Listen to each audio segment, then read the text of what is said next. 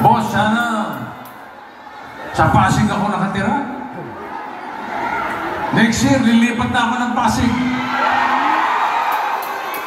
Dahil maganda ang takbo ng gobyerno ng Pasig. Ika nga yung tinatawag nila, pinag-uusapan ng ating mga magigiting na konsehal, vice mayor, congressman, yung good governance.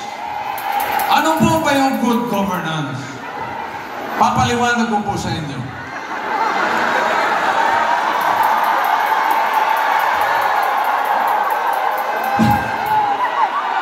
Makinig po kayo. Ang good governance ay governance na good. Pero kulang.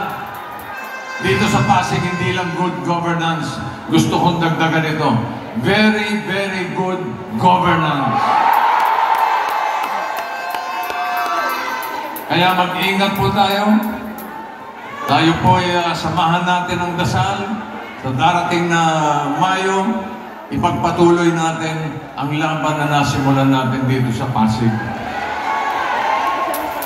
Mabuhay kayo mga Pasigenyo. I am very proud of you.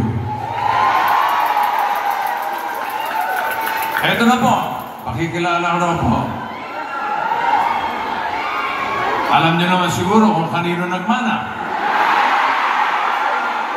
Kanino pa? Di si nanay. Eto na po, ang susunod na presidente ng Pilipinas.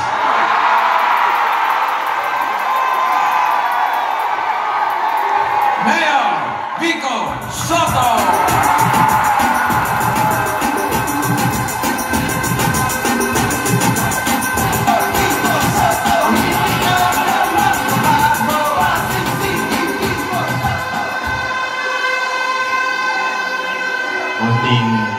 Konting katahimikan lang po.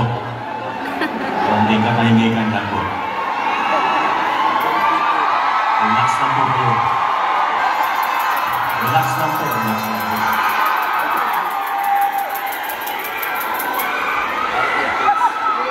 Mga kababayan! Hindi ginawa eh. Magandang umaga. Lungsod ng Pasig, handa na ba kayo? Yung mga nandito sa may likod, gising na gising po ba tayo? Yung mga nandito sa bandang kanan, kamusta po kayo dyan? Yung mga nasa kaliwa, di ko kayo marinig. Yung mga nandito sa harapan, medyo nahihinaan po ako. Lakasan nyo naman po ang inyong hiyawan! Huwag natin kalimutan yung mga nakatayo sa upper box.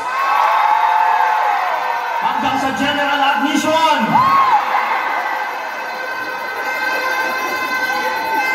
Magandang umaga po sa ating mahal na lungsod. Sa lahat po ng mga kasama natin ngayon dito sa Mucha ng Pasig Mega Market. Salamat sa ating mga